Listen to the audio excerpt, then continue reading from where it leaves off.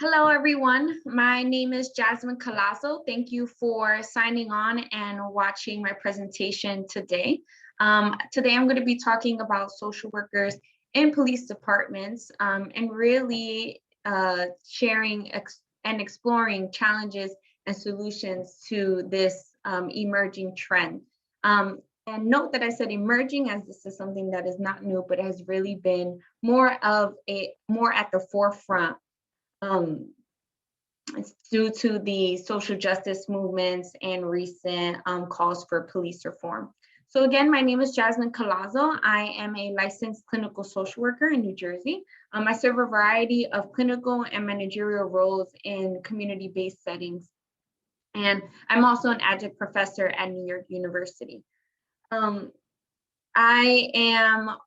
In addition, I am also a doctoral student at NYU, obtaining my DSW degree, and I'm actually set to graduate this May. And the focus of my doctorate really has been the incorporation of trauma-informed care into policing practices. And actually, the defense of my thesis was scheduled during this conference and is the reason why I am not presenting this live to you all today. So before I begin, I wanted to just share an opening statement. I want to acknowledge that the word police may evoke a range of thoughts, feelings, and tensions due to the historical harm done by police officers and the racial injustices embedded in this system. Since beginning this work in 2018, the landscape has shifted considerably. As a Latina who grew up in a city with publicized incidents of police harm, there's still tensions and blind spots that I'm also struggling with, and I am forever learning. My goal with this workshop is to really create a space to share information, spur learning, in order to precipitate future conversations in ways that we can move forward.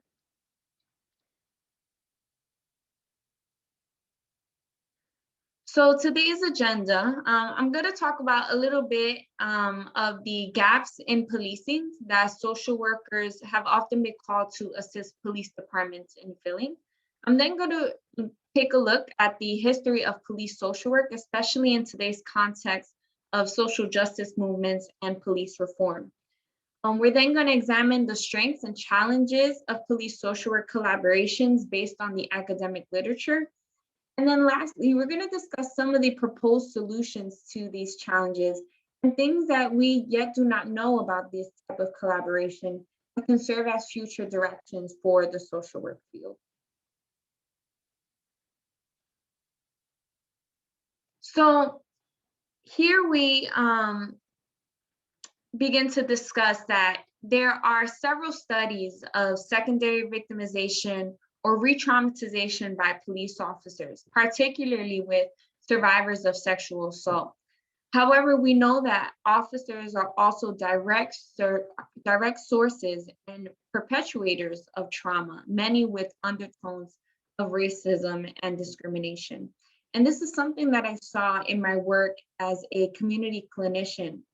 And there were two particular settings that I really saw this happen. I worked at a domestic violence agency that did trauma-focused cognitive behavior therapy with children and families who had witnessed domestic violence.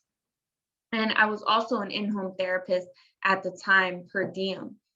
And something that I was seeing was that as I was processing or helping the client process the trauma, many of the families and the clients and the children would discuss their experiences with police officers. And they would say that, you know, the police officer didn't believe me, or the police officer was rude to me, or the police officer said this to me.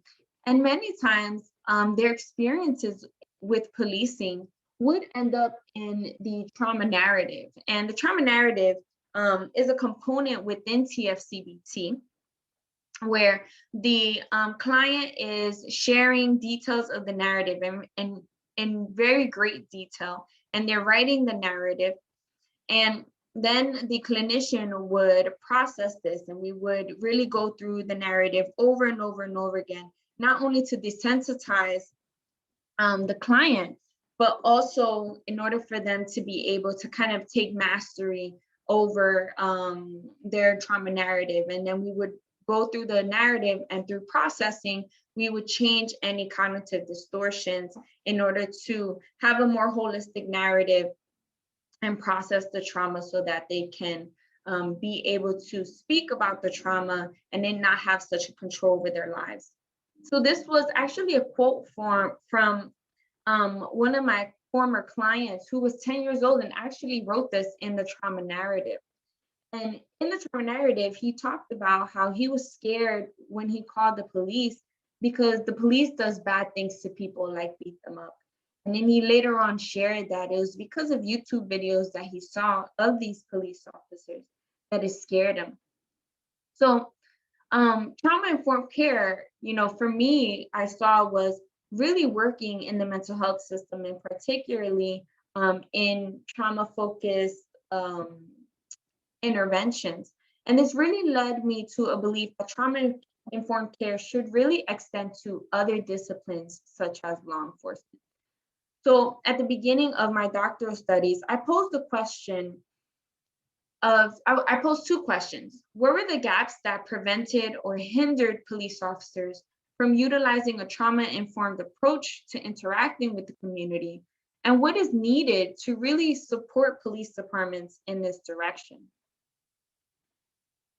And as I got into the literature, I saw that the challenges to police officers implementing a trauma-informed approach and change their interactions in the community were really numerous and interconnected like links on a chain. According to the research, these challenges centered around three areas. One was gaps in training, police culture, and officer mental health. So for example, when it comes to gaps in training, we see that a typical police academy is about 840 hours of instruction over the span of about 6 months. And if you were to see the breakdown of what police officers learn in their training, many studies have seen that 168 hours of those 840 are dedicated to weapons, self-defense, and use of force. Yet only 43 hours are dedicated to community policing subjects. And these community policing subjects include communication skills, de-escalation skills, and cultural diversity trainings. And this is interesting because the US Department of Justice really invests, I think today has invested $14 billion in community policing, yet only 43 hours of community policing is dedicated in a police academy. And then we also see that the challenges to trauma-informed policing is really centered around police culture. So police culture really emphasizes masculinity, self-protection, and really the stigma of mental health. And police officers, once, especially in the police academy, they're sort of shamed for their civilian identity and are taught to really get rid of that civilian identity in order to embrace the identity and really capture and grasp the identity of a police officer. And then I also saw that there were challenges in policing when it came to officers' mental health. So over the course of 30 to 35 years, it is estimated that police officers can witness anywhere from 10 to 900 traumatic events. And the prevalence of PTSD within the police officer population is greater than in the general population. So in the general population, the rate for PTSD is between 1.3 and 5.5%. But for police officers, it is estimated that the prevalence rates of post-traumatic stress disorder is 15% for men and 18% for women. And there is a small study that was released in about 2019 that really found an association between post-traumatic symptoms and incidences of self-reported police brutality incidents. Also, another challenge is that there's very little efficacy of these treatments, of evidence-based treatments specific to the police officer population. So not a lot of studies have been done of these evidence-based treatments that we know work for PTSD, like CBT or cognitive processing therapy. Not a lot of these studies are being done with the police officer population, that we're not sure if they're really effective for police officers. So because of the versatility of the social work field, social workers have been called to collaborate with police officers and address some of these gaps. However, police social work is such a small sector within the larger social work field. However, it was really put into the forefront in the summer of 2020. So social justice movements in the summer of 2020 really led to an upsurge for calls to changes in modern day policing, with one strategy being social workers placed in police departments. And this really stemmed from the executive order that Donald Trump signed on June 16, 2020, where he encouraged police departments, and this is verbatim in the executive order, to constantly assess and improve police departments' practices and policies to ensure transparent, safe, and accountable delivery of law enforcement services to their communities. And then later on in the executive order, further on, Trump directly calls for an increase of social workers to work directly with law enforcement agencies. So this is what really caused the police social work field within social work to really be on the forefront and really be highlighted. But police social work is actually not a new field, and it has evolved considerably. It's really important, this is what we're going to transition to, is we're gonna take a look at the history of police social work and the research literature in order to really obtain a grasp on the challenges and strengths of this collaboration that inform today's police social work collaboration.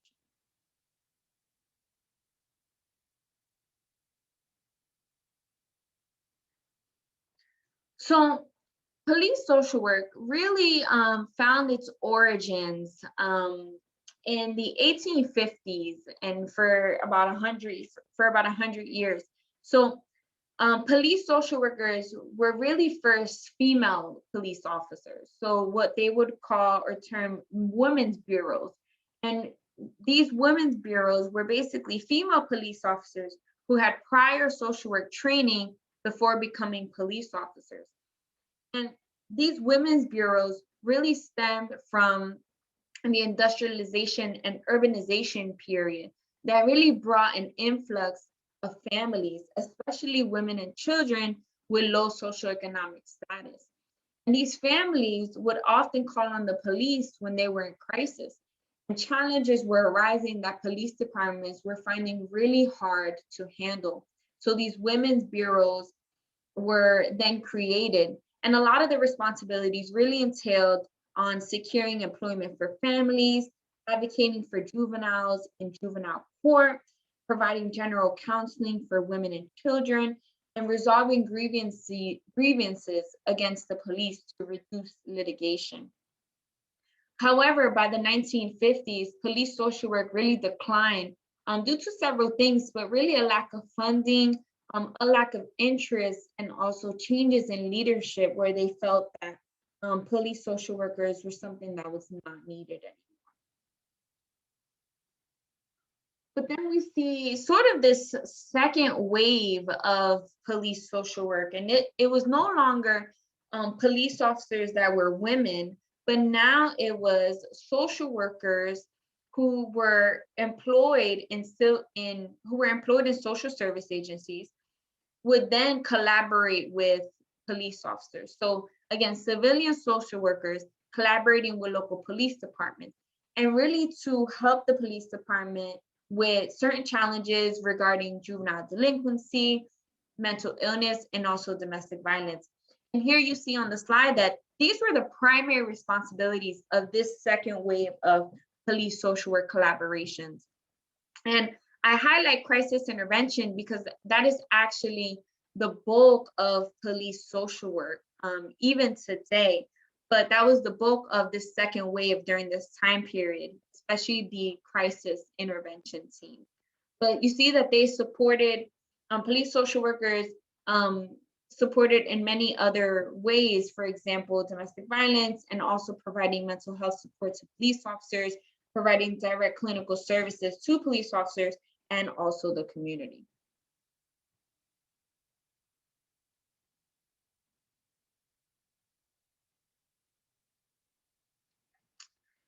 So the second wave turned into a third wave, and I call it the third wave because it went from civilian social workers employed in social service agencies to now, and then collaborating with police departments, to now social workers directly being hired by police departments as part of their civilian staff.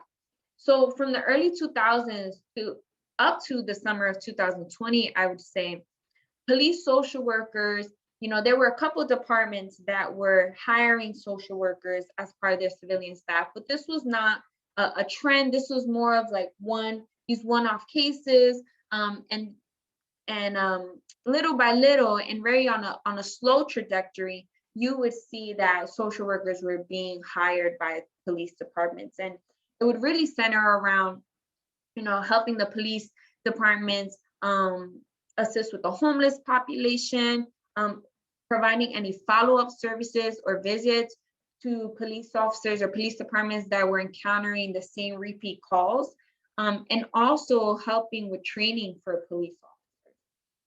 And then once the social justice movements occurred in summer 2020 and police reform really came into the forefront, that's when this third wave of police social work, where social workers again are housed in police departments as part of their civilian staff, really upticked. So we see that crisis intervention is still the primary function of a lot of these police social work roles, but there's also a variety of roles that are also being introduced. So for example, New York City is going to be starting a pilot program in which teams of social workers and EMTs are going to respond to nonviolent mental health calls instead of police. We see that the governor of Illinois has signed a bill that will actually require Illinois police officers to develop, or Illinois police departments to develop standards for mental health screenings for police officers. And this includes social workers conducting those mental health screenings. And this would be regular screenings for police officers. And then we also see that Atlanta 311 number now is accepting calls related to poverty, substance use, and non-emergency mental health concerns in 2 city police zones. And callers are going to be connected to social workers in collaboration with police departments in order to help them get the necessary resources. So these third wave collaborations are still relatively new, and it is important for us to really look at the literature on some of the historic strengths and challenges of police social work. Although much of the academic literature is dated, what I'm going to be presenting to you next is what we can glean so far. So this is based on the literature of police social work collaborations.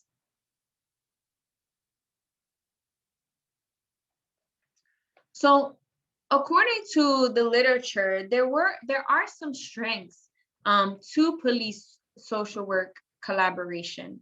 And I do want to note that there is no literature on the effectiveness of police social work collaborations, mostly due to the vagueness and variability of the social work function. Dr. Patterson, who is big in the police social work field, literally did a systematic review in 2019, I believe, where he reviewed the last 100 years of police social work. And he states that we really don't know the effectiveness of police social worker collaborations because there's so much variability in the functions that social workers do within all these different departments. However, the literature does state that there are some strengths to this collaboration. So For example, because social workers are in police departments, community members have quicker access to resources and services, both for victims and offenders. And then we see that there is an increased collaboration where it gets to the point where police attitudes towards the community and social workers change. There was a study done in the 90s where police officers, after working with social workers, felt that their attitudes towards the community were more positive. And on the other hand, social workers had more positive views of police officers. We see that for some police departments, there has been a reduction in incarceration and thus recidivism rates, and there's more likelihood of a reception of mental health treatment for community members. Also, because social workers are uniquely placed in police departments, there's been prevention of out-of-home placements for children, resolutions of domestic disputes, and then also police become more confident and knowledgeable in handling mental health emergencies because they have that direct access to social workers, that direct access to knowledge of resources for the community in order to be able to help survivors of crime and offenders to be able to get the necessary treatment and interventions, resources that they need. And then also that there are some strengths in this collaboration because it has allowed for the reduction of repeat calls because victims and survivors of crime are usually going to police first. You know, if a social worker is already placed within a police department, then those families, those individuals that are constantly calling the police for the same thing have access to treatment and intervention so that that issue or that challenge can already be addressed and could be reducing the number of times that they have to call the police. The literature also describes, however, that there are some challenges to police social work. And the first one is that there are negative preconceptions and biases of each profession towards the other. And this has caused sort of this mistrust and defensiveness from one profession to the other. There are also some there are also some issues with boundaries according to the literature. And for example, there was one article where social workers were starting to develop or kind of take on the persona of a police officer, where the boundaries seem to be a little blurred. And also there are challenges and boundaries when it comes to certain ethical principles. For example, social workers found it difficult to maintain a victim or an offender's confidentiality while also trying to meet the need to share information that's necessary to the investigation. So there were like boundary issues and related to ethics where social workers are employed by police departments.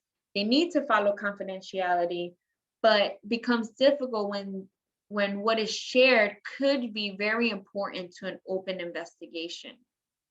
So that becomes a challenge. And then also challenge is something that we saw throughout police social work in general, where it's like this lack of funding, also lack of interest and support from officials and citizens. And then also this accusation of social workers being complicit with agents of social control rather than being agents of social change within police departments. And because of, I do also want to note that because of these challenges, there's really been a big debate on whether social workers should be in police departments. Some people do see the strengths, but also a lot of people do see these challenges. I wanted to break down really the heart of the debate. And it's really because social workers and law enforcement are socialized differently. They are taught differently within their respective professions. For example, we see that as social workers, uh, our training really emphasizes on serving individual needs. We are taught that, to really do like a biopsychosocial assessment, right? And really assess the individual and the systems among them and assess their needs. So we really are focused on the individual with the individual needs. And we see that the greatest good um, is done where we are able to take these individual needs and really assess them and serve those individuals. And also, we see, excuse me, and also we see that we as social workers are socialized to see people as inherently good. A hallmark of the social work field is the strengths perspective, where we are taught to see individuals through and to see them through their respective abilities, to see them through their capacities, to see them in a positive light through capabilities. However, for law enforcement, it is very, very different in what they are taught. Excuse me, in what they are taught within their profession and in their training. So for them, they're taught that they need to serve the whole, that they need to serve the community. They can't spend time on individual things because they are in charge of protecting the community. And instead of, rather than looking at individual needs, they're really coming from a standpoint of social control, right? Where they need to maintain the most order. They need to maintain the most order, and they have to do that through means of social control.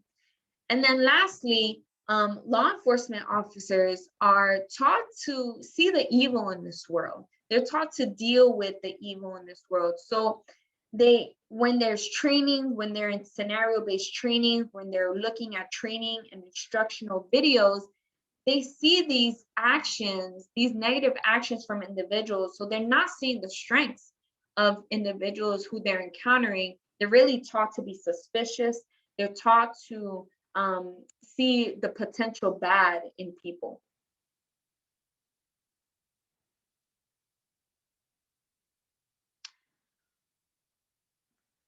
So whether you are for or against the debate, there has been some proposed solutions to some of the challenges that has been brought up by police social work collaborations. So for example, one proposed solution according to the literature is clearly defining the boundaries and roles of police officers and social workers within this collaboration. So an example would be putting protocols and policies into place regarding confidentiality and active investigations, right? Another thing is we talked about how some of the challenges were that the social workers were kind of taking on this persona or adopting kind of some of the identity aspects of a police officer. So something that has been proposed is just like there are accountability measures or starting to be public accountability measures for police officers, like CCRB, which is the Civilian Complaint Review Board, that there should also be that for social workers so that they also have an outside accountability measure. Another proposed solution is that collaboration between police and social workers should be always based on the primary stakeholder. And we say this because at the end of the day, social workers and police officers both have primary stakeholders, which are community members, whether it's the individual or the community as a whole. So a lot of times social workers are employed by police departments to really fulfill the needs of the police department. But a lot of people are proposing that collaboration should always be based on primary stakeholders. So instead of employment at a police department, meaning that the social worker has to fill a need for the police department, that collaboration should be similar to the NASW Code of Ethics, and that basically always has the individual, always has the client in mind. And then lastly, a lot of proposed solutions, another proposed solution is making sure that all programming, all collaboration is targeting all the influencing components at the same time. So earlier we talked about how there were 3 areas of policing, right, that really influence the prevention of police officers having trauma-informed interactions with the community, right? So the proposal is that if police culture, officer mental health, and training are all interconnected in their impact on policing, then social workers in police departments need to hold unique positions to target all 3 at the same time.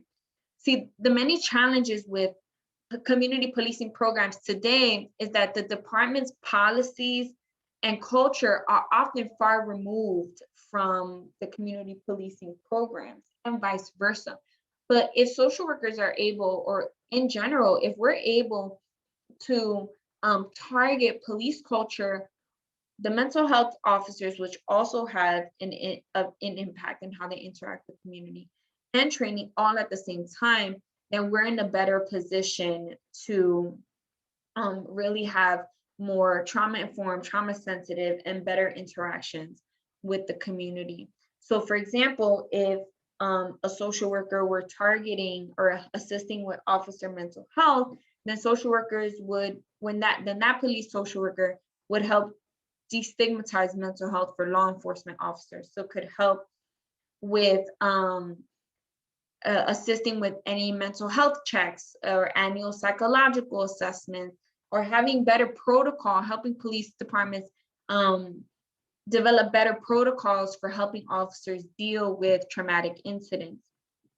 At the same time, social workers could also be helping with training curriculums. So something that I am focusing on with my doctorate is how can we use evidence-based treatment modalities like TFCBT, like CBT, and turn them into curriculums for officers starting at the police academy, right? Especially for their mental health. But this can be done as well with other evidence-based modalities for other community policing subjects. And then how can we include interactions with the community at the start of police academy to really emphasize a power with rather than a power over approach.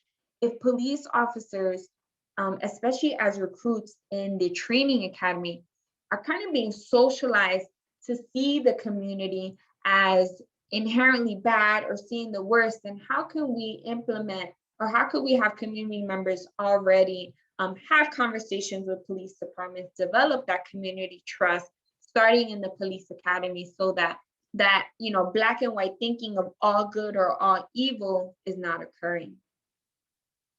So these proposed solutions can also become future directions for police social workers and social workers in general.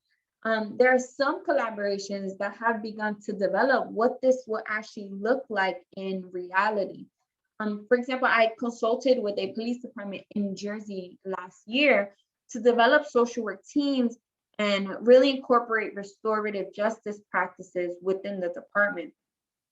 However, I do want to acknowledge that challenging and even dismantling an oppressive system that currently serves a public safety function in our society does require and will require a micro, meso, and macro social work roles that are really too great to name here. But as police reform continues to evolve, social workers are uniquely positioned to contribute to this avenue of social justice. So really, my presentation today is really to provide a foundation for social workers to see how, for social workers to know kind of some of the strengths and challenges to this trend of third wave police social work, and how we can get involved with some of these proposed solutions and really turn them into actions. So I wanted to take this time to really thank you for all listening to my presentation today. Here you can find my contact information, and you can find references found in this Google Doc. I welcome all feedback, questions, and conversations. And again, thank you so much for listening to the presentation today.